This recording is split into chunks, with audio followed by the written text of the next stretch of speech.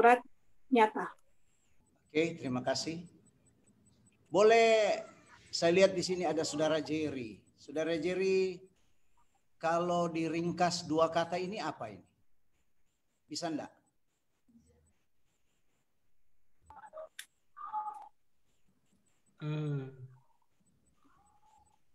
Bisa. Hanya Alkitab saja. Hanya Alkitab saja, 3 kata itu. Kitab saja, kitab saja. Kitab saja. Oh, puji Tuhan. Saya enggak lihat ini. Yang lain-lain boleh host Taman Harapan. Kalau Oke, ada yang lain. Saya lihat ini ada Saudara Naldi dan Nina mau bicara. Bisa? Taman Harapan, Pendeta. Puji Tuhan, benar, Taman Harapan. Ya. Taman Harapan, benar. Jadi subtemanya adalah Taman Harapan dan kita akan buktikan bahwa ajaran manusia itu memang sia-sia. Kenapa? Nanti kita ikutin, ya. Baik. Berbicara mengenai dinosaurus, apa benar ada di dalam Alkitab? Padahal Alkitab itu mengatakan bahwa segala sesuatu yang ada di atas dunia ini sudah dinyatakan terlebih dahulu. Sudah diberitahukan terlebih dahulu. Tetapi kok kenapa tidak ada dinosaurus ya?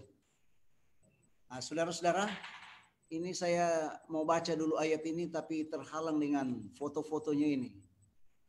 Ini saya mau geser dulu.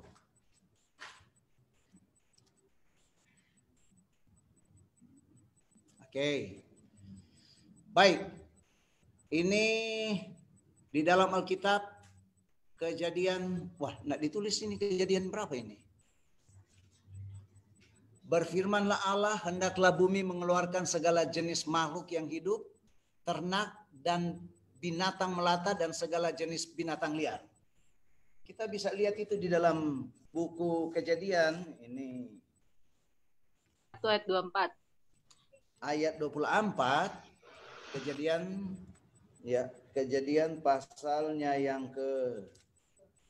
pasal yang kedua, pasal yang pertama ayat 24 dan kita coba baca selanjutnya. Ya. Ayat 25-nya, Allah menjadikan segala jenis binatang melata di muka bumi. Allah melihat bahwa semuanya itu baik.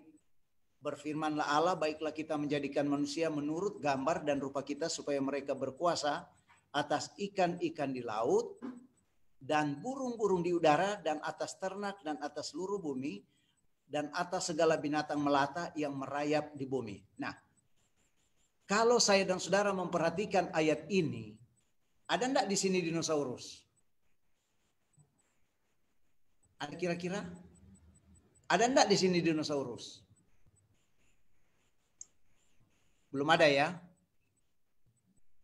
Belum ada. Tetapi ayat 24 ya, disebutkan begini. Berfirmanlah Allah, hendaklah bumi mengeluarkan segala jenis makhluk yang hidup, ternak dan binatang melata dan segala jenis binatang melata dan segala jenis binatang liar. Nah, kata liar di sini itu adalah termasuk dinosaurus. Antara lain binatang liar itu ada hena, ada singa. Walaupun tidak disebutkan di sini kata singa atau hena atau harimau, binatang-binatang liar, tetapi rupa-rupanya Tuhan itu terlalu hebat.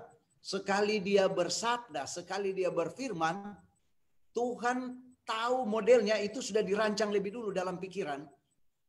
Singanya model apa? Harimaunya seperti apa? Gajahnya modelnya seperti apa? Lalu termasuk dinosaurus seperti apa, itu pun sudah dirancang oleh Tuhan.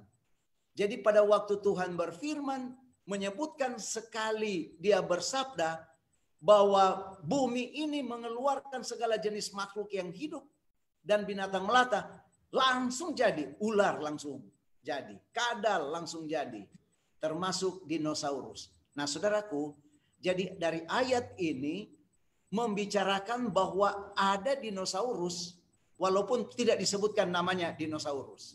Nanti sebentar kita akan kita buka ruang tanya jawab.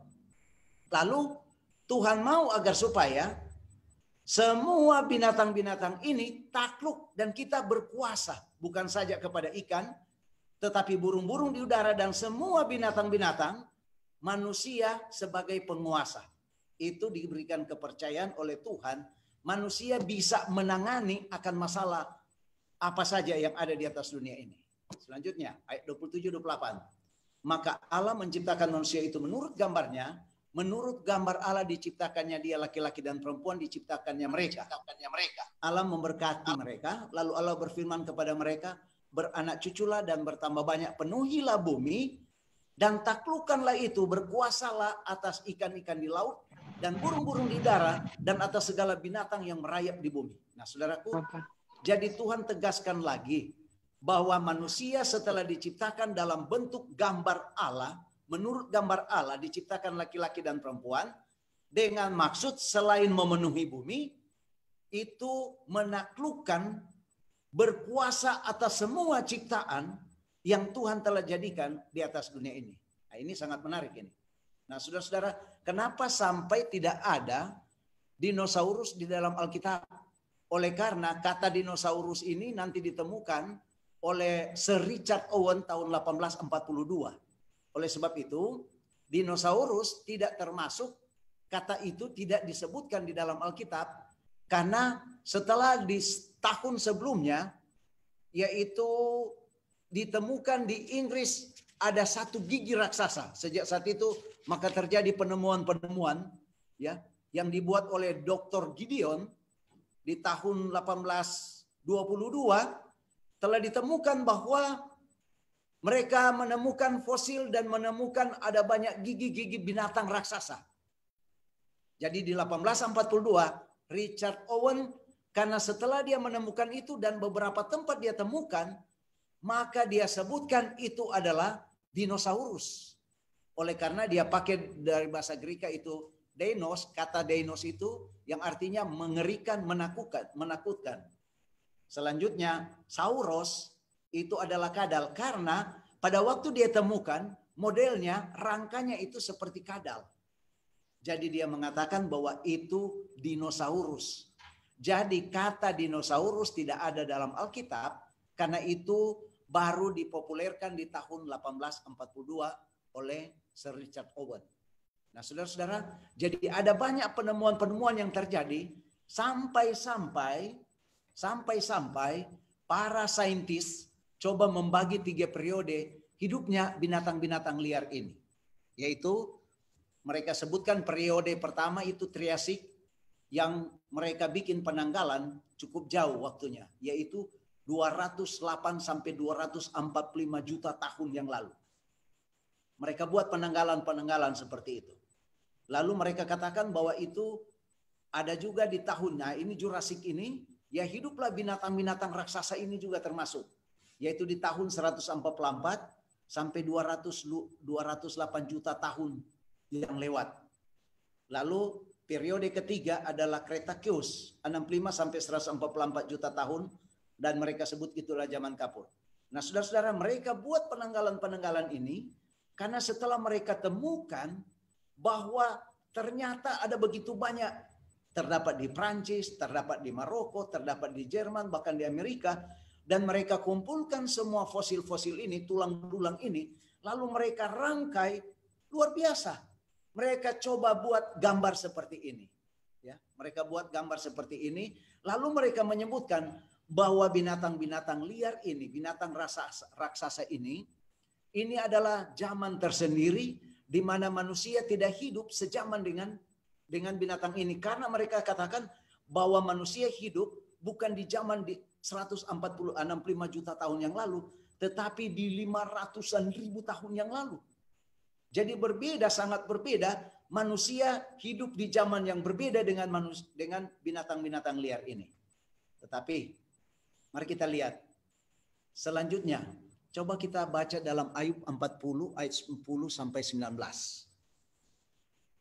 Di dalam Alkitab, bahasa Indonesia Lai menerjemahkan seperti ini.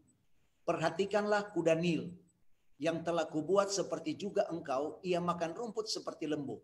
Ini adalah pembicaraan Tuhan, dan ini adalah kata-kata Tuhan coba memberikan kesadaran kepada Ayub yang tadinya dia melawan Tuhan.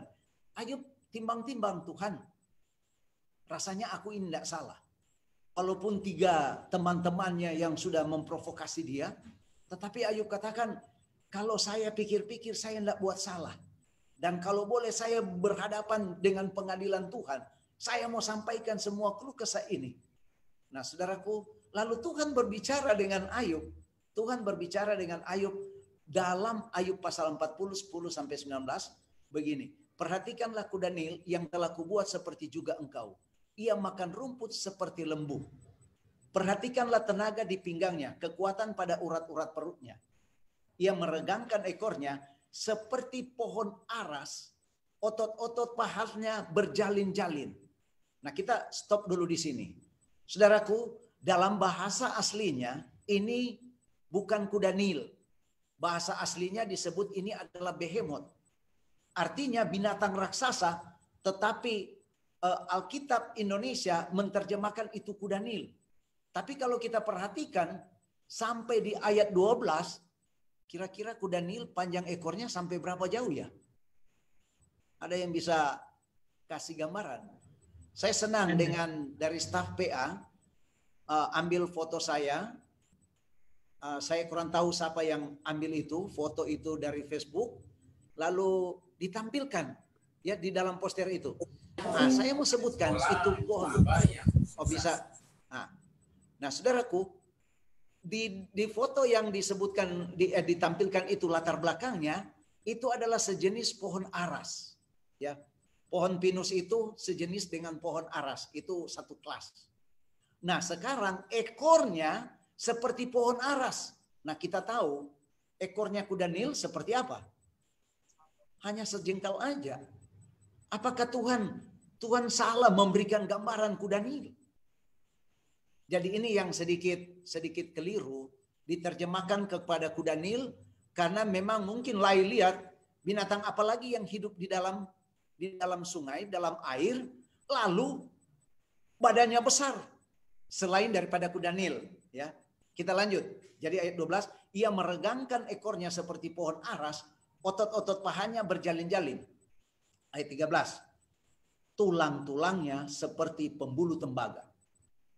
Kerangkanya seperti batang besi. Dia yang pertama dibuat Allah, makhluk yang diberinya bersenjatakan pedang. Ya, bukit-bukit mengeluarkan hasil baginya, di mana binatang-binatang liar bermain-main. Ayat 16. Di bawah tumbuhan teratai, ia menderum, tersembunyi dalam gelaga dan paya. Tumbuhan-tumbuhan teratai menaungi dia dengan bayang-bayangnya. Pohon-pohon gana rusa mengelilinginya. Sesungguhnya, biarpun sungai sangat kuat arusnya, ia tidak gentar, ia tetap tenang. Biarpun sungai Yordan meluap melanda mulutnya. Di dalam sejarah, di sungai Yordan tidak ada kuda Nil. Kuda Nil ada di mana kira-kira? Saya lihat ini ada saudara Arnold Kairupan. Kuda Nil ada di mana? Ya ada di sungai Nil ya. Jadi ini gambaran bahwa di sungai Yordan meluap sekalipun arusnya kencang, binatang satu ini tidak gentar. Lalu selanjutnya ayat 19. Dapatkah orang menangkap dia dari muka, mencocok hidungnya dengan keluar?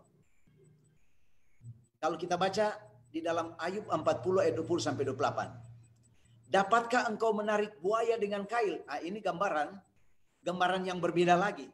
Kalau tadi itu behemoth, sekarang dalam bahasa aslinya ini adalah, ada yang tahu kira-kira? Yaitu Leviathan. Ya, terima kasih. Nah, Leviathan tetapi digambarkan di sini adalah seperti buaya. Tapi coba kita ikuti ayat ini yang Tuhan kasih gambaran untuk memberikan sadar supaya Ayub sadar bahwa Ayub katanya, saya mau bawa saya punya perkara ini. Kenapa saya ditimpakan malapetaka seperti ini? Lalu Tuhan berbicara, dapatkah engkau menarik buaya dengan kail? atau mengimpit lidahnya dengan tali. Walaupun disebutkan dengan ini buaya. Dapatkah engkau mengenakan tali rotan pada hidungnya? Mencocok rahangnya dengan kaitan?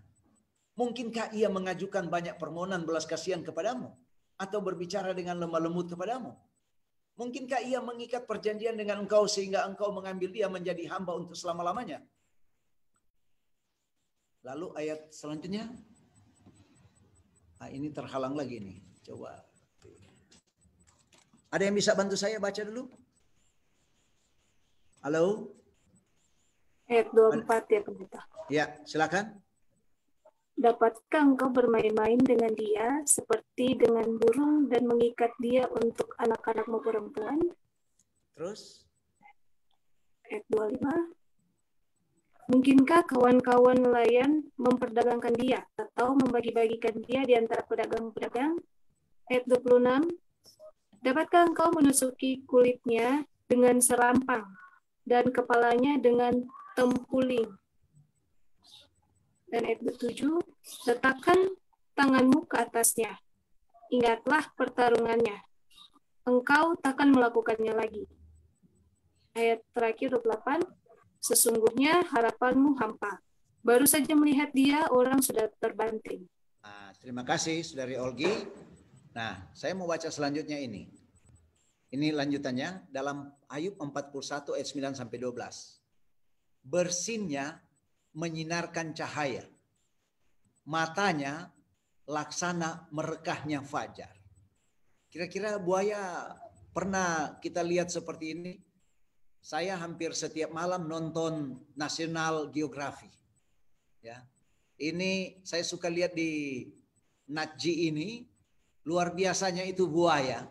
Tapi tidak ada sampai dia bersinnya menyinarkan cahaya, matanya laksana merekah fajar.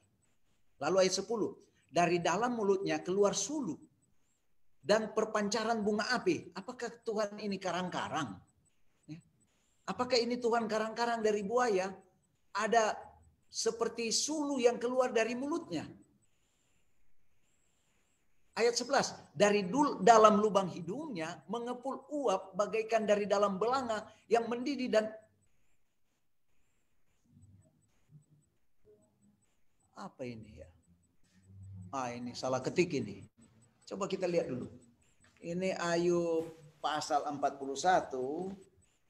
Ayat 41 ayatnya yang ke-11. Firman Tuhan bunyinya demikian. Dari dalam lubang hidungnya mengepul uap bagaikan dari dalam belanga yang mendidih dan menggelegak isinya. Ya, menggelegak rupanya. Menggelegak isinya. Ya. Nafasnya menyalakan bara dan nyala api keluar dari dalam mulutnya. Ini saudara-saudara, buaya tidak seperti demikian. Tetapi Tuhan menggambarkan ini adalah binatang yang liar. Lalu ayat 22. Lubuk dibuatnya berbual-bual seperti periuk, laut dijadikannya tempat memasak campuran rempah-rempah. Jadi artinya binatang ini, Leviathan ini adalah juga ada di laut, ya. Kalau tadi ada di Sungai Yordan, sekarang ada di laut. Ia meninggalkan jejak yang bercahaya sehingga samudra raya disangka orang rambut putih. Artinya karena besarnya badannya sampai-sampai ketika dia kalau mau muncul di atas permukaan samudra raya, dari jauh orang pikir bahwa itu karena mengepul dari jauh itu seperti rambut putih. Ayat 24. Tidak ada taranya di atas bumi. Itulah makhluk yang tidak mengenal takut. Ayat 25. Segala yang tinggi takut kepadanya, ia adalah raja atas segala binatang ganas.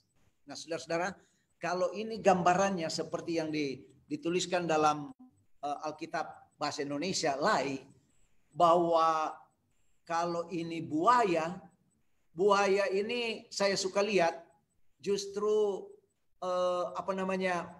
macan tutul terlalu sering menangkap buaya dan membunuhnya, ya. Atau kalau dia sedikit keluar ke darat, singa pun bisa menangkap dan membunuhnya. Tetapi ayat 25 disebutkan segala yang tinggi takut kepadanya, ia adalah raja atas segala binatang ganas. binatang ganas ya, kita coba bikin perbandingan dengan singa. Ini adalah raja daripada yang binatang ganas sekalipun, dia adalah raja daripada segala raja.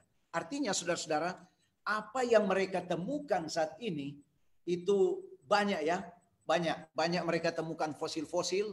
Ada yang namanya dinosaurus, adanya namanya Saurisia, dan ada juga yang paling panjang ya. Kalau paling panjang itu mereka sebut adalah Apatosaurus atau juga disebut dengan Brontosaurus. Beratnya setelah mereka coba dengan perbandingan panjangnya dia yang bisa mencapai 21-30 meter ya. Dan dia kalau mengangkat punggungnya bisa 4,5 meter tingginya, lalu beratnya itu sampai hampir 30 ton. Hampir 30 ton dan panjangnya itu hampir 30 meter juga. Jadi binatang ini terlalu raksasa dan mereka temukan tulang belulang. Nah, ini sangat istimewa. Nah, saudara-saudara, yang jadi masalah sebagaimana yang tadi kita sebutkan, yaitu Taman Harapan. Terungkap ajaran manusia itu adalah nihil. Kenapa? Di dalam buku Kejadian ini menceritakan tentang peristiwa kenapa sampai binatang-binatang yang raksasa ini akhirnya hilang lenyap. Untuk bertahun-tahun para saintis mereka coba untuk menjawab ya. Mereka coba untuk memberikan jawaban kenapa binatang raksasa seperti ini kok bisa hilang lenyap. Ya. Tiba-tiba mereka hilang lenyap. Tinggal meninggalkan tulang belulang. Dan begitu banyak tulang belulang bukan cuma dalam bentuk kadal. Ya, bukan dalam bentuk dinosaurus, tetapi juga mereka bisa temukan ada yang panjangnya itu yang terbang di udara, ada yang panjang sayapnya sampai 15 meter. Ya, seperti burung, tetapi modelnya bukan burung. Mukanya dia pakai sayap, tetapi wajahnya itu seperti kadal, tetapi terbang. Nah, mungkin mereka bilang kadal. Jadi mereka menamakan itu. Ada binatang yang namanya mereka sebut itu adalah Carchocradentonsaurus saharicus. Wah, ini susah betul ini. Jadi namanya itu terlalu panjang disebutkan karena itu modelnya seperti burung ya. Dan juga ada namanya Ornithischia, Stegosaurus. Jadi ada banyak binatang-binatang raksasa dan mereka memikirkan sakit kepala para saintis ini. Dan akhirnya mereka coba memberikan asumsi. Nah, inilah yang saya katakan adalah yaitu terungkap ajaran manusia adalah nihil, yaitu mereka berasumsi bahwa pada waktu yang lalu, jutaan tahun yang lalu, ada namanya tabrakan yang luar biasa dari angkasa, yaitu teori asteroid. Jadi ini terjadi kepunahan oleh karena terjadi benturan yang luar biasa dari alam semesta menabrak bumi ini lalu mati. Mati, justru binatang-binatang raksasa ini mati, yang kecil-kecil aneh tidak mati. Jadi ini mereka berasumsi seperti itu, maka saya sebutkan terungkap ajaran manusia adalah nihil. Saudara-saudara, mari kita lanjutkan. Di dalam Kejadian pasal 5 ayat 3 sampai 32. Nah, ini penting sekali untuk saya dan saudara untuk mempelajari ini. Kenapa? Karena saya dan saudara akan dapati binatang-binatang raksasa ini akhirnya tutup usia. Jadi kalau saya dan saudara membaca ini, mari kita tinggalkan dulu ini, kita lihat dulu chartnya ini. Mari kita lihat chartnya. Baik. Saudara-saudara masih bisa dengar? Jangan-jangan sinyal saya putus, saudara nggak bisa dengar. Jelas, Pastor. Jelas ya. Oke, mari kita lihat dulu ini, saudara-saudara. Ya. Kalau tadi yang disebutkan dalam Kejadian pasal 3, ini adalah ringkasannya yang saya coba buat seperti ini. Adam, anggaplah kita bikin tahun lahirnya adalah tahun 1. Ya, anggaplah kita bikin tahun 1. Walaupun ada para ahli-ahli sejarah, coba hitung dari zaman Tuhan Yesus, zaman Perjanjian Baru, mereka mundur. hidup Adam ini di tahun 4004 mereka sebutkan, ya, di tahun 4004 sebelum Masehi. Tetapi sekarang kita maju dari zaman Adam, kita maju ke depan. Kenapa saya ambil ini gambarannya? Supaya saya dan saudara akan melihat bagaimana kehidupan binatang-binatang raksasa ini, mereka hidup sampai mereka akhirnya hilang lenyap. Adam, kita lihat Adam, kita bikin penanggalan tahun 1. Lalu pada usia 130 tahun dia melahirkan Set. Walaupun Kain dan Habel sudah dilahirkan, tetapi tidak disebutkan Kain dan Habel lahirnya tahun berapa. Dan mereka juga tidak disebutkan panjang lebar, ya. Kita tidak perlu panjang lebar di situ, tapi nanti kalau saudara mau bertanya, nanti sebentar kita akan diskusikan. Jadi pada usia 130 tahun, maka Adam melahirkan Set. Adam mendapatkan anak Set. Jadi Adam masih panjang usianya, dia sampai 800 tahun ke depan, dia masih hidup setelah melahirkan Set, ya. Dia melahirkan juga, dia memperanakan anak laki-laki dan anak perempuan. Hawa yang melahirkan, dia memperanakan anak laki-laki dan perempuan, masih usia 800 tahun. Jadi kalau ditambah 130 tambah 800, maka usia Adam 930 tahun dan memang dia mati. Dan kita anggap, kita buat umur bumi adalah 930 tahun. Lalu kita lihat Set. Set lahir tahun berapa? Set lahir tahun 130. Pada usia dia 105 tahun, ya, dia dapat anak namanya Enos. Ya, dapat anak Enos, lalu dia masih hidup 807 tahun.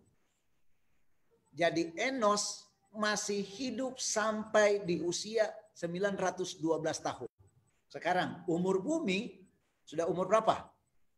Halo? Ada yang bisa ikutin? Bisa ya? Bisa ya? Saudara, ini saya lihat ada saudara Langit.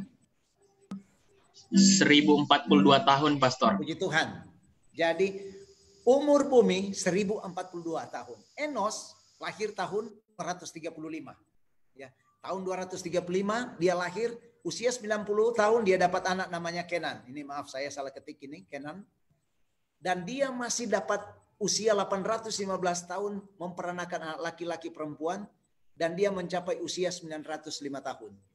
Lalu dia mati dan usia bumi, ya, 235 tahun tambah tahun 235 dia lahir tambah dengan 905, maka kita dapat hasil 1140 tahun usia bumi.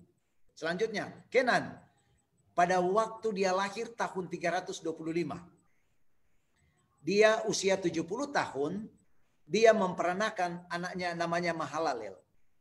Dia masih dapat usia 840 tahun dan dia capai usia 910 tahun, lalu dia mati. Maka usia bumi 1235, ya, usianya bumi. Mahalalel dia lahir tahun 395.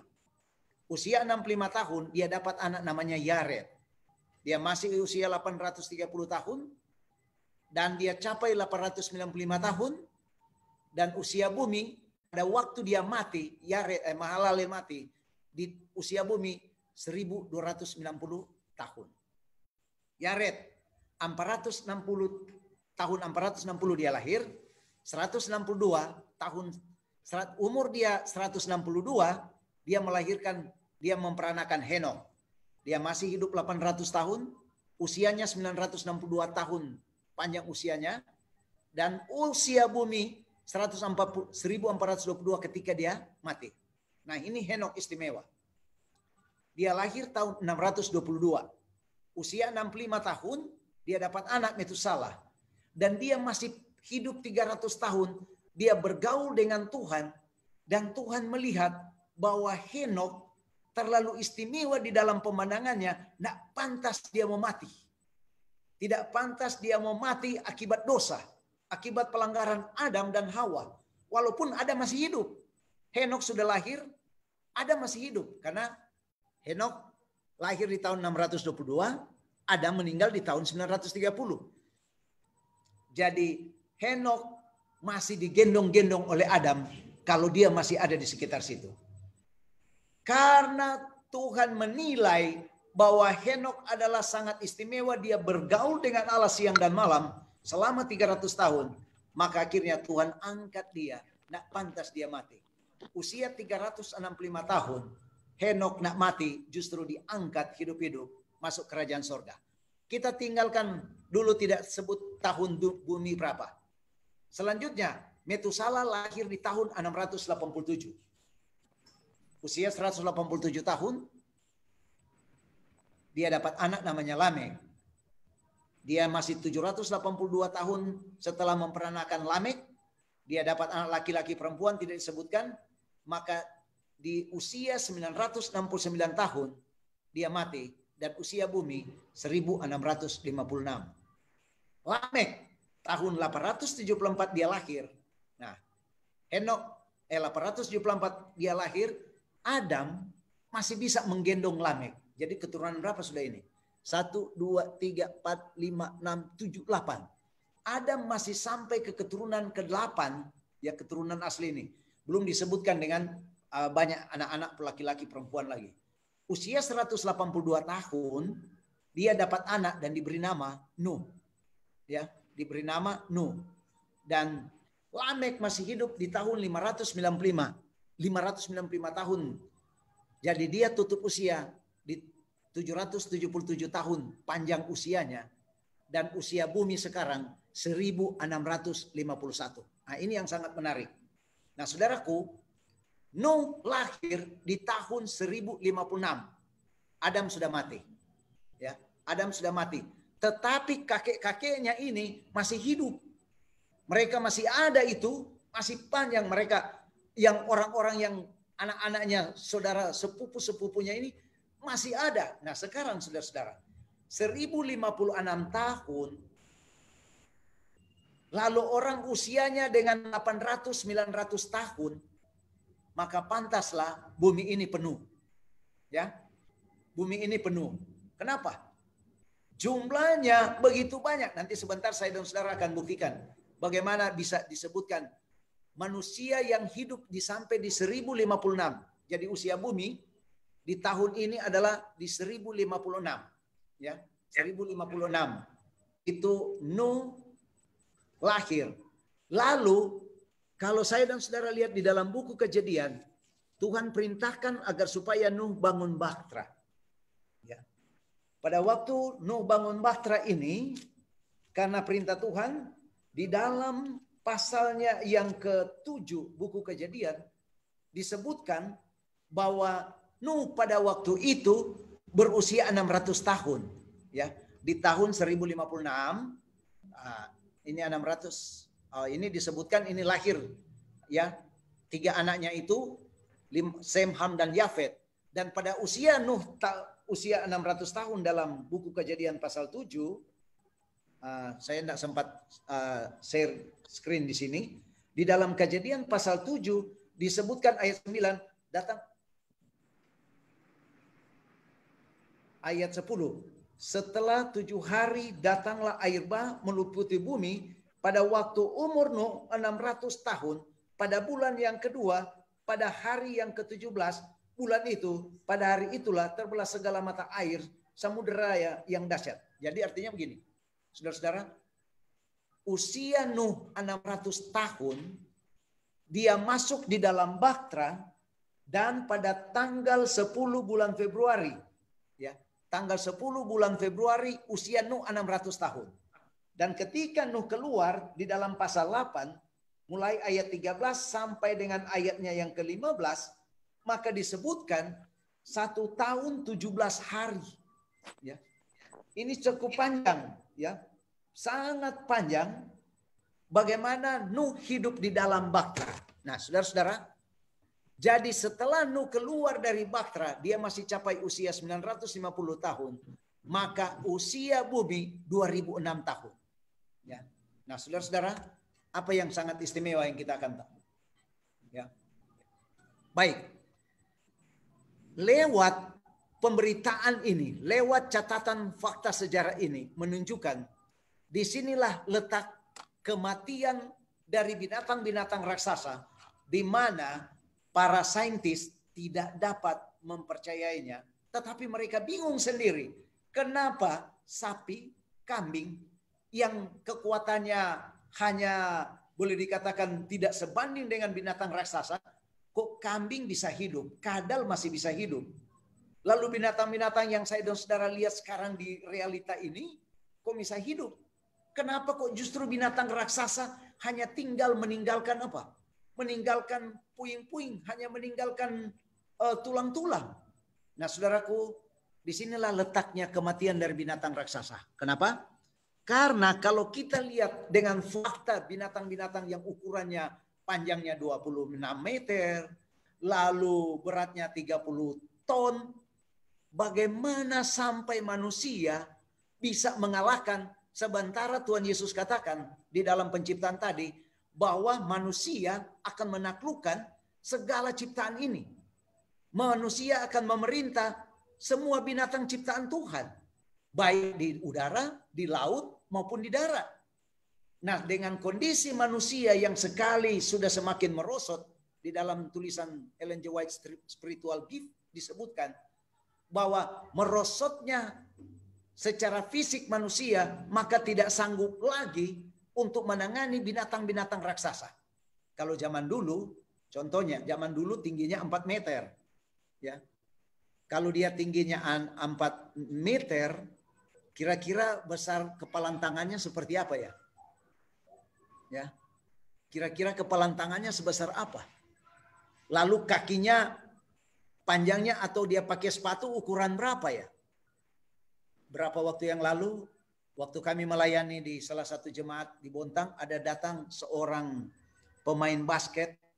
Dia datang dari luar, dia mampir ke Bontang. Saya kaget, ukurannya raksasa. Saya tanya ukuran sepatu. Kira-kira saudara boleh tebak. Tingginya 192. Kira-kira ukuran kakinya berapa, saudara? Halo? 45. Masih bisa dengar kah? Masih pendeta. Masih bisa ya? Soalnya saya tidak bisa pantau lagi ini karena lihat screen-nya.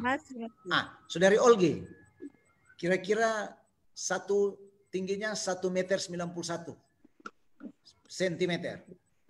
1 meter 91 sentimeter. Hampir 2 meter. Kira-kira ukuran sepatunya berapa? Berapa ya? 4849 kali. Itu betul. Oh, bisa ya, bisa. Wah, ini ada sahabatku ini. Ini sahabatku tukang semes ini. Bagaimana? Pak Repor, gimana kira-kira? Ini. Kira-kira ini kalau Bapak kita ini yang tukang semes ini ukuran sepatu berapa, Pak, sekarang? Berapa ukuran sepatu saya? 41. Dengar, berapa, Pak Repor? Kalau saya 41. 41. PA. Itu tingginya segitu. Sekarang kalau tingginya 1,91 cm, kira-kira berapa ukuran sepatu ya? 4950. Benar. Dan itu pesan khusus. Nah, sekarang kalau dia tingginya itu 4 meter. Nah, tadi Pak Glenn tadi ya. Pak Glenn, Pak Ketua. Kira-kira berapa ya? Kalau dia tinggi 4 meter, berarti ukuran sepatunya berapa panjang itu ya? Atau ada orang muda yang bisa bantu saya? Susah kita pikirkan ya, 4 meter. Nah, kalau dulu dengan postur tubuh yang 4 meter yang simetris, maka panjangnya, saya tingginya 1 meter kotor. Ya panjang lengannya seperti inilah, kira-kira kan? Iya kan? Nggak mungkin saya tingginya 2 meter, lalu panjang tangan hanya segini. Hanya berapa jengkal? 1, 2, hampir 2,5. Ya, hampir 3 maksudnya ya. Nah, sekarang kalau dia tinggi 4 meter, maka sangat memungkinkan walaupun senjatanya dia pegang batu, satu kali dia pukul dinosaurus, walaupun kepalanya hampir 4,5 meter panjangnya ya. Ya. Tapi kalau orang yang tinggi 4 meter pukul kepala dinosaurus, maka akan pecah. Oleh sebab itu, zaman itu manusia yang ukurannya raksasa secara fisik dapat menanggulangi binatang raksasa ini. Nah, Tuhan tahu merosotnya fisik manusia ini semakin menurun. Sekarang kira-kira orang yang tertinggi dunia, saya lihat waktu lalu di YouTube, ya ada orang di Brasil sana, di Amerika. Tolong terbaik dong. Halo, bisa dengar? Bisa ya? Oke, saya lanjut. Itu ada tingginya waktu itu 2,20 meter ya. 2,30 meter. Dan memang luar biasa. Kelihatan sangat tinggi. Nah sekarang kalau dia 4 meter. Nah saudara-saudara, jadi pada zaman dulu karena fisiknya besar, walaupun belum punya senjata semutakhir zaman saya dan saudara zaman now ini, tetapi kalau untuk mengalahkan dinosaurus, sekali dipukul, pegang kepalanya bisa diayun itu. Ya, bisa dibanting. Dan itu dinosaurus akan kalah. Atau jenis-jenis yang lain, Brontosaurus sekalipun akan kalah. Tetapi karena merosotnya, Tuhan tahu fisik manusia semakin merosot, ya, semakin mengecil, tubuhnya semakin pendek, maka tidak mungkin orang keluar dari bahtera kalau sampai dinosaurus masuk, maka itu matilah manusia, dia akan makan hidup-hidup. Karena Tuhan tahu dengan kondisi ini, maka Tuhan tidak mengizinkan dinosaurus masuk dalam bahtera. Ya. Binatang-binatang raksasa ini tidak diizinkan masuk di dalam bahtera. Dan hanya binatang-binatang yang bisa dikendalikan manusia yang diizinkan masuk dalam bahtera. Maka terpeliharalah binatang-binatang ini yang sekarang kita lihat, oleh karena semuanya ini masuk dalam bahtera. Oke, mungkin saudara sudah terlalu pegal, terlalu lama untuk duduk. Saya mungkin buka ruang tanya jawab dulu. Silakan, saudara Jerika yang pandu atau saudari Olgi kah? Silakan dulu. Sampai di sini ada yang perlu kita diskusikan. Saya serahkan kepada yang memimpin acara dulu.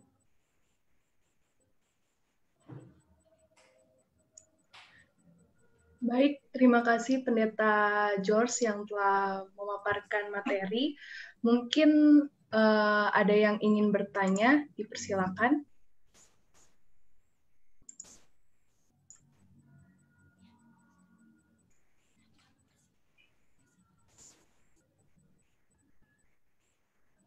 Silakan kalau ada yang mau bertanya atau ada yang saudara mau tambahkan. Ah, ini ada, saya lihat tonaa saya ini, teman saya ini, Bapak Yan Poli. Saya lihat beliau sepertinya ada yang mau disampaikan. Silakan Pak Yan Poli.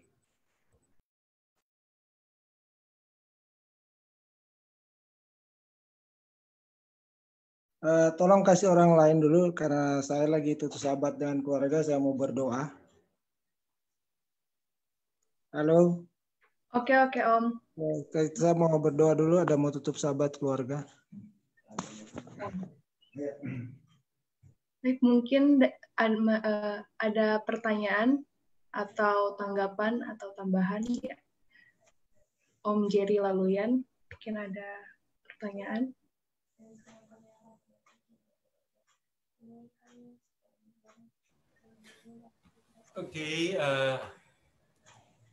Oke, terima kasih atas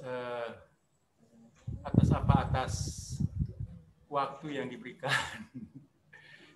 Biasanya Om Yan yang duluan bertanya baru saya. Dulunya saya nggak percaya itu dinosaurus ya. Kenapa itu cerita-cerita anak-anak binatang besar-besar. Tapi pada waktu saya melihat sendiri di museum di Colorado, memang ada ada tulang-tulangnya yang real, yang memang besar dipajang, mereka hasil penggalian. Dan baru saya, oh ya betul, berarti betul. Memang di Alkitab kurang jelas ya di mana, tapi di Ayub tadi sudah diterangkan dan bahwa memang ada binatang yang menggambarkan seperti itu. Jadi benar sekali yang pendeta katakan tadi, memang karena mungkin pada saat ini dengan dosa dan keadaan yang tidak menentu lagi sehingga Tuhan tidak mengizinkan untuk binatang-binatang tersebut hidup. Tapi pertanyaan saya, pada waktu Tuhan menciptakan semua dunia ini, alam semesta, langit dan bumi, binatang-binatang, Tuhan lihat itu sungguh baik, ya, bagus, baik. Kenapa? Kalau Tuhan sudah tahu itu baik dan Tuhan punahkan, ya kan? Kan Tuhan juga sudah tahu bahwa manusia akan jatuh ke dalam dosa. Tuhan sudah tahu jauh-jauh hari bahwa ya kita akan jatuh dosa, akan terdegradasi. Tetapi kenapa? Ya, jadi percuma saja kalau Tuhan jadikan, Tuhan hilangkan. Padahal pada saat itu, sungguh baik, bagus sekali. Jadi itu aja yang mungkin menjadi penasaran bagi saya. Karena kalau kita menanyakan realita, apakah itu tidak ada dengan itu, pasti ada. Karena tulang fosil-fosilnya ada, tulang-tulangnya ada, di Alkitab juga jelas, jadi itu tidak ada pertanyaan lagi mungkin. Hanya kenapa kalau Tuhan itu baik, kenapa itu harus dipunahkan, ya kan? Tuhan sudah tahu. Itu aja mungkin pertanyaan saya.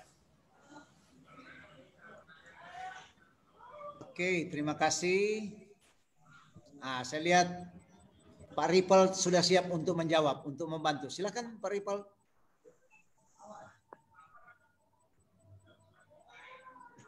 Silakan Pak Ripel, di-unmute dulu. Jadi terima kasih kesempatannya. Sebenarnya ini Pastor George ini tahu jawabannya, cuman supaya kita berinteraktif lebih aktif lagi di dalam seminar ini. Ya, kalau saya melihat, karena memang waktu Tuhan ciptakan semua binatang maupun tumbuh-tumbuhan itu sudah baik. Memang baik dia lakukan. Tapi karena memang manusia sudah jatuh dalam dosa, nah itulah timbul sesuatu yang sebenarnya baik jadi buruk bagi pihak yang lain. Contohnya, binatang-binatang ini seharusnya dulu begitu penurut, diatur oleh Adam dan Hawa. Tapi karena jatuh dalam dosa sudah tidak ada lagi yang mengatur mereka. Jadi mungkin dari sisi kejatuhan manusia sampai binatang pun menjadi jahat. Itu tambahan dari saya. Terima kasih, Pastor. Memang luar biasa. Ini Pak Ian Puli, silakan. Ini sudah senyum-senyum, sudah tertumpuk ini ide-ide ini, siap dikeluarkan. Silakan Pak Ian Puli. Ya kalau saya sih apa yang Tuhan sudah atur kita tidak perlu pertanyakan sebenarnya ya. Karena memang secara Alkitabiah itu memang apakah memang Tuhan yang musnahkan ya atau punah sendiri ya. Jadi kita ikuti, tentu Tuhan pilih mana yang terbaik bagi ciptaannya. Kira-kira begitu. Saya mau bertanya saja, kan setelah mempelajari ini kira-kira dari sisi rohaninya manfaatnya apa itu? Gitu. Ya.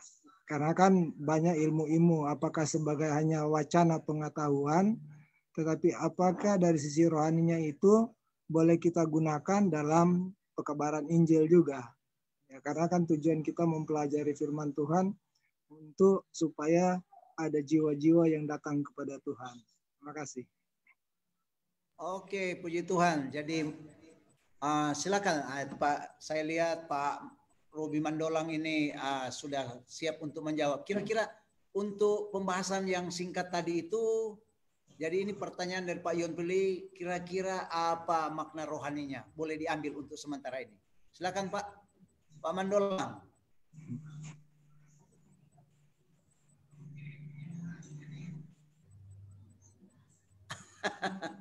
Oke, ya. Oke. Jadi kita tahan dulu sebentar itu. Oh, saya lihat orang muda. Ada orang muda yang mau jawab kira-kira sampai saat ini dari pembahasan ini ada makna rohani apa yang bisa kita dapat dari pembahasan ini? Ada enggak? Ini. Saya lihat Saudara Jerry sudah senyum-senyum. Cakep sekali ini. Di Balikpapan enggak dapat senyum seperti ini. Oh, mungkin ada orang muda dari tadi Jerry terus. Oh, karena lain sendiri. Lain sendiri. Saya lihat semuanya ini. Dan memang bercahaya. Kelihatan bercahaya. Silakan.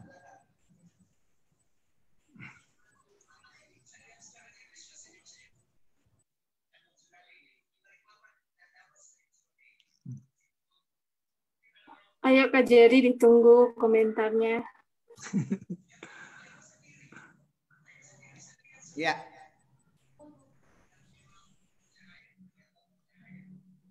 Lanjut Pendeta dulu. Nanti yang mau dapat sertifikat Jerry atau Pendeta. Itu dari Drel ada bilang mau tambahkan. Iya, silakan Kak Drel yang mau menambahkan boleh di-unmute. Dan Shalom, selamat sahabat semuanya. sahabat. Perkenalkan nama saya Drel. Saya juga tamu di sini. Ya untuk mungkin membuka membuka jalan dulu karena semuanya lagi pada diam-diam. Daripada kita pasif, jadi saya mau kasih tambahkan sedikit. Saya memberikan tanggapan dari pertanyaan yang nomor 1 tadi. Kenapa Tuhan kalau Tuhan lihat itu semua amat baik, kenapa itu dimusnahkan? Nah, yang saya bisa kasih itu, saya dapat ayat di Pengkhotbah 8 ayat 17. Nah, saya bacakan aja. Pengkhotbah 8 ayat 17 mengatakan bahwa, maka nyatalah kepadaku bahwa manusia tidak dapat menyelami segala pekerjaan Allah yang dilakukannya di bawah matahari. Bagaimanapun juga manusia berlelah-lelah mencarinya, ia tidak akan menyelaminya. Walaupun orang yang berhikmat mengatakan bahwa ia mengetahuinya, namun ia tidak dapat menyelaminya. Nah, jadi di sini, kenapa Tuhan membinasakan atau memunahkan mereka?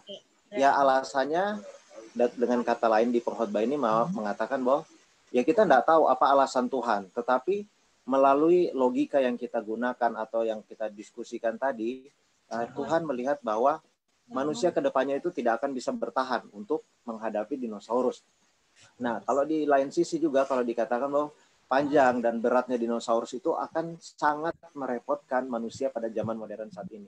Dengan posisi keadaan tubuh kita yang kecil ya, yang tidak besar seperti pada zaman dahulu. Dan bagaimana kalau contohnya Brontosaurus itu lewat di depan rumah kita, maka mobil-mobil kita itu akan hancur semua. Motor kita akan hancur. Jadi, apa alasannya? Ya alasannya kita tidak tahu, tetapi untuk sejauh ini yang kita percaya adalah untuk kebaikan manusia di kemudiannya. Nah, itu yang saya bisa kasih tanggapan. Lalu, untuk yang pertanyaan dari Om Yan Poli, yang pertanyaan kedua, apa faedahnya, apa manfaatnya kita belajar ini? Kalau yang saya pikir adalah bahwa kita tidak sanggup melawan dinosaurus. Nah, jadi apalah yang perlu kita sombongkan sebagai manusia ciptaan Tuhan? Kita hanya manusia biasa yang tidak luput dari kesalahan, yang kita tidak dapat berbuat apa-apa. Sedangkan lawan dinosaurus saja kita tidak bisa. Itulah sebabnya Tuhan memunahkan dinosaurus. Nah, itulah sebabnya kita sebagai makhluk ciptaan Tuhan, perlunya kita melakukan kerendahan hati, perlunya kita berserah kepada Tuhan, perlunya kita mengandalkan Tuhan, karena kita cuma manusia yang dari debu tanah, yang tidak bisa menyelesaikan masalah kita dengan sendirinya, tetapi kita hanya membutuhkan oleh Tuhan Yesus Kristus. Ya mungkin itu tambahan dari saya. Terima kasih. Oke, puji Tuhan. Terima kasih. Ada yang memberikan tanggapan? Oh, saya lihat ini ada Mem Sarlin Waro. Silakan Mem Sarlin. Ada Mem Sarlin mau berikan tanggapan? Boleh munculkan videonya dulu, Mem. Sudah gelap di sini Pak Pendeta. Nggak terlihat ininya. Nggak apa-apa, nggak pakai video ya. Silakan, Mem. Halo, ini terdengar ini Pak Pendeta? Iya, terdengar. Oh ya, oke. Jadi menarik sekali itu pembahasan Pak Pendeta tadi. Kami tunggu-tunggu pembahasannya karena tentang dinosaurus. Sangat jarang kita mendengar ini. Dan bahkan kalau kita di dunia pendidikan, kadang-kadang kalau misalnya ini, kalau anak-anak kecil kita tanya, oke, apa hewan kesukaannya? What's your favorite animal? Dinosaurus, Mem, katanya begitu kan. Nanti ibu gurunya bingung juga menjawab, apakah dinosaurus ini terhitung hewan yang bisa disukai anak-anak atau tidak ya? Jangan-jangan nanti kita salah menjawab untuk anak-anak ini, karena karena kita belum pernah mendapat pengetahuan bahwa dinosaurus ini ada atau tidaknya, karena tidak disebut di dalam Alkitab. Jadi kami terima kasih sekali Pak Pendeta Sampelan untuk materi pada sore Sabat ini. Amin, terima kasih. Gimana Pak Laluyan dengan Pak Yan Poli? Ah, Sudah cukup ya? Atau boleh saya ini ada pandangan kan? silakan. Karena tadi kan pembahasannya seperti secara fisikal manusia tidak bisa lagi melawannya. Tetapi kan ada pandangan bahwa kalau kita tidak bisa mengalahkan dengan otot, maka menggunakan otak. Nah, manusia melebihi daripada binatang. Makanya ada ungkapan, kok semut bisa mengalahkan gajah? Nah, bagaimana pandangan ini dengan tadi menyambung dengan pertanyaan Jerry, kalau begitu baik manusia yang lebih bagus ciptaannya daripada binatang. Nah, bagaimana dengan pandangan ini kira-kira? Kalau mereka tidak dibinasakan, tentu manusia punya lebih kepintaran daripada binatang. Terima kasih.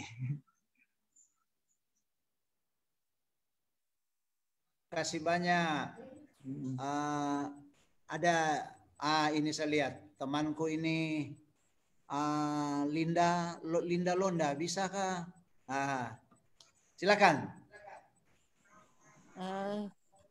Di dunia pendidikan memang kami dunia sains mengakui ada ya di dunia pendidikan bahwa dinosaurus itu ada. Kedengaran nggak suaranya? Halo? Dengar. Oke. Di dunia pendidikan. Oke. Di dunia pendidikan dinosaurus sains mengakui ada gitu. Dan anak-anak senang kepada dinosaurus. Anak-anak rata-rata anak cowok suka dinosaurus dan di film banyak kan Jurassic Park 1 2 3 itu ada. Jadi anak-anak senang, mereka nggak takut loh di dalam nonton film aja mereka nggak takut untuk lihat film dinosaurus yang kami tonton itu.